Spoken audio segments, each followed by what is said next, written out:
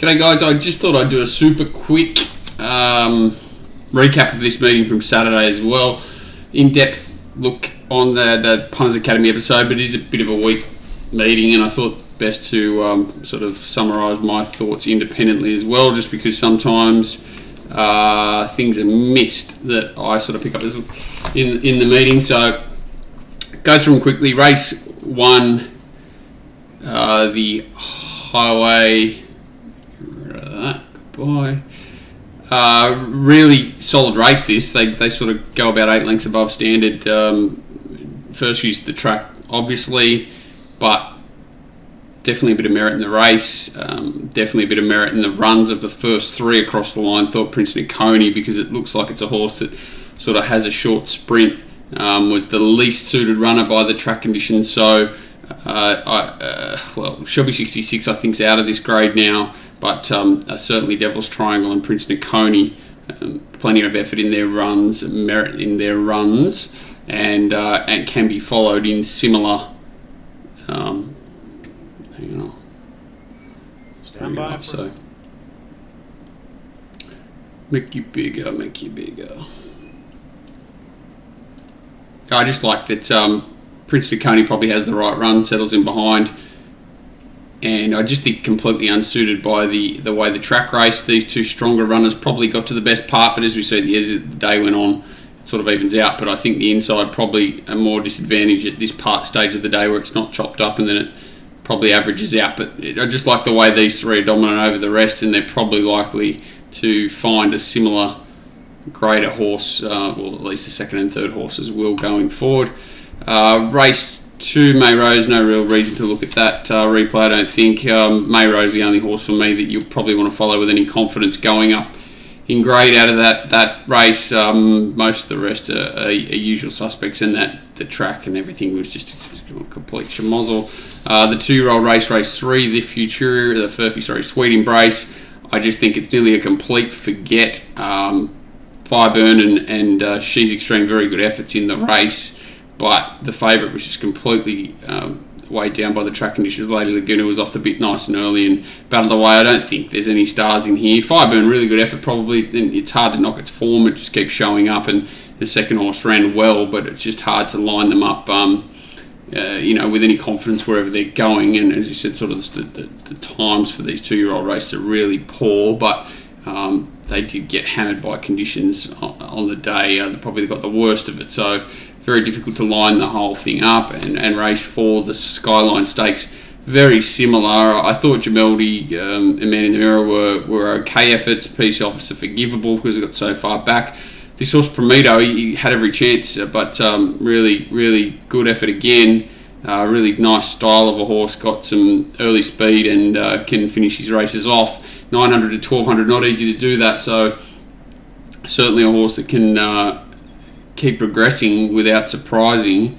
Just really hard again to line this form up. And Rise of the Mass is just a little bulldog that tries hard. Wish he'd draw a wide gate, but I still don't think he probably beats the winner, but he's just a good little trier. Ellsberg, I'd just be treating this race as a barrier trial. The time was nothing special, but he completely controlled it and certainly paraded with improvement to come, and I don't think this run will knock him about.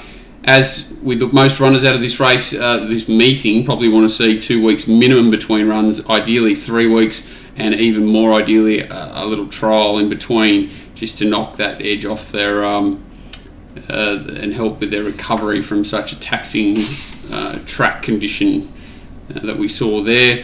Really strong effort from Forbidden Love here. Continues to be a forgotten horse. Amazing price it got out to on Saturday, especially in hindsight. Really aggressively backed Ice Bath. I'm still not sure why, but I think I'd be reluctant to forgive that effort too much. I know they're exciting excuses, but this horse has really got a poor racing style and a really poor overall strike rate, and that's probably what I'd be trying to leave it in the forefront of my mind anytime this horse lines up. It's a horse I'd try and pick holes in rather than give bonuses to as a rule. So be careful of Ice Bath.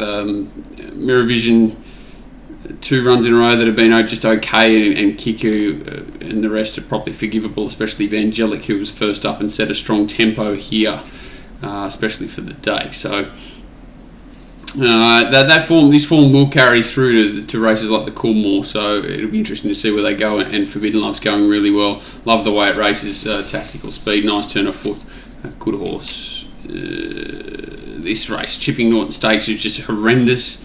As in the way it was all run, some of the rides in the race horrible. Horses stuck in poor positions. Question marks over the form in general. Due I half liked in the race. As a horse that could run well and looks like it was certainly beaten. She's Ideal ran really well off a really good first up effort, but looked like it would need further. The winner was very similar. Probably thought it was still a run short, but got the right run here. I thought Think It Over, the ride from Nash, is one of his worst. I've seen from him for a while. Had opportunity to roll forward and dictate the race. Instead, made it a really ugly slow run race. And the leader, Angel of Truth, held on in probably the worst part of the track. Overall, just a really ugly, horrible race. And again, I'd nearly be treating it as a barrier trial for most of these horses going forward. The ones that have run well and positively and strong through the line here, you could be confident they'll probably run well again wherever they go.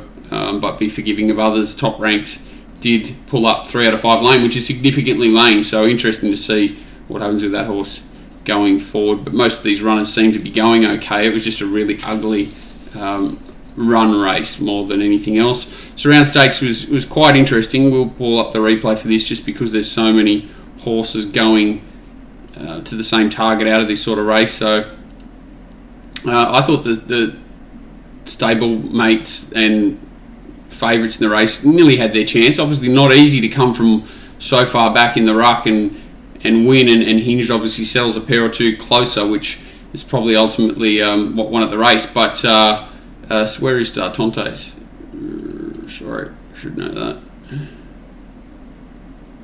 Tontes is back behind Espiona and with Fangirl, so it's hard to make excuses for them. I do think and have thought there is not a lot between a lot of these fillies, and certainly was surprised to see horses like Tontes, and I was probably more hesitant with Hinged than obviously the betting was, and thought she would need sort of a mile minimum, 2,000 probably to catch up to some of the sharper fillies, but her effort was really good here.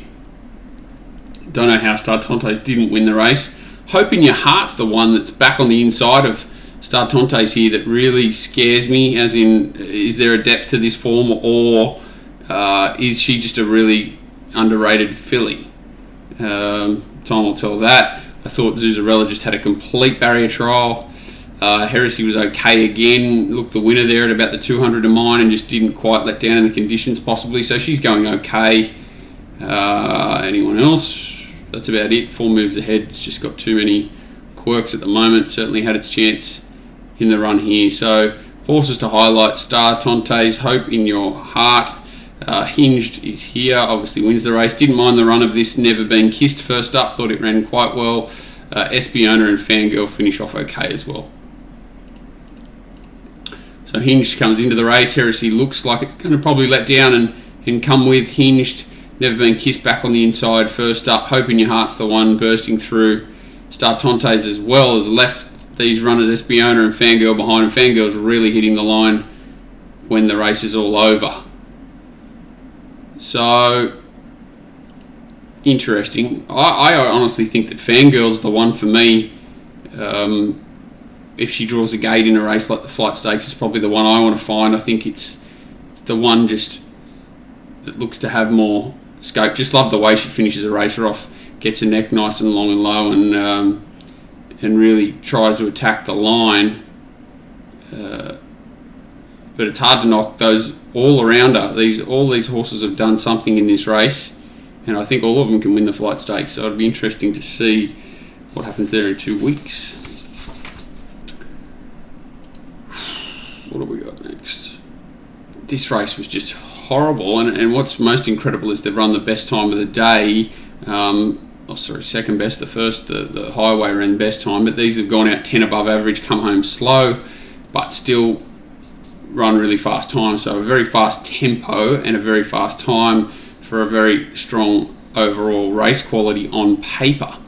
Hard to knock the winner. Surefire certainly strong to the line. Galaxy Bell very unlucky. Labelle very unlucky. Deduza Dark came in the middle. Canasta was up in the firing line, setting that fast tempo and probably in the worst ground in the straight. What do you do with these horses? I think they take turns horses. The new blood, especially Surefire, could honestly go right through the grades off this. There's no doubt about that any of this fresh blood into these sort of pools are interesting runners because there are so many so closely graded together now. It's interesting when they come into the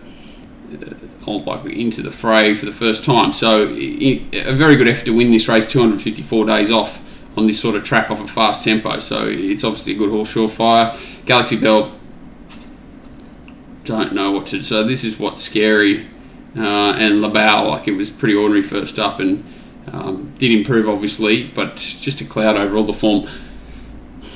I don't really know what to do with this race, which scares me. Didn't know what to do with it going in, don't know what to do with it coming out, and I thought Gravina was just up and away dominant over these horses in the last, really arrogantly ridden, just sat wide and no cover off the speed. It chimed in and strong to the line, fastest, last 8, 6, 4, 2 of the race. Good horse that can go on, and it looks like Gelding's done the trick for this horse to sort of make it that extra 10% stronger. That's the meeting. There's not much out of it for me. I did go through that. Like Gravina can. Well, race 1, we've got Devil's Triangle and Prince Niconi in this similar grade to be the horses to follow. Race 2, May Rose, but should be well found wherever she goes. Race 3, nothing. Race 4, nothing. Race 5. Trade Ellsberg's run as a solid barrier trial. Same for Brutality, though. The 2 horses are going really well. Guy Walter, Forbidden Love, head and shoulders above the rest there. I think Promise of Success needs to come back in grade rather than follow these horses through. Chipping Norton, definite pass marks at least for a Very Elegant She's Ideal. Angel of Truth was okay. Think It Over was okay. Top Rank was okay. Jouet was better than okay. But will be well found wherever it goes. Thought that Montefilia was solid enough. I think Colette's both runs have been a little bit plain now. I just thought the first up run you could be forgiving because of fitness, but not sure how she's going to be fair. Mount Popper was a pass mark and Stockton was a pass mark for a horse racing right out of his grade.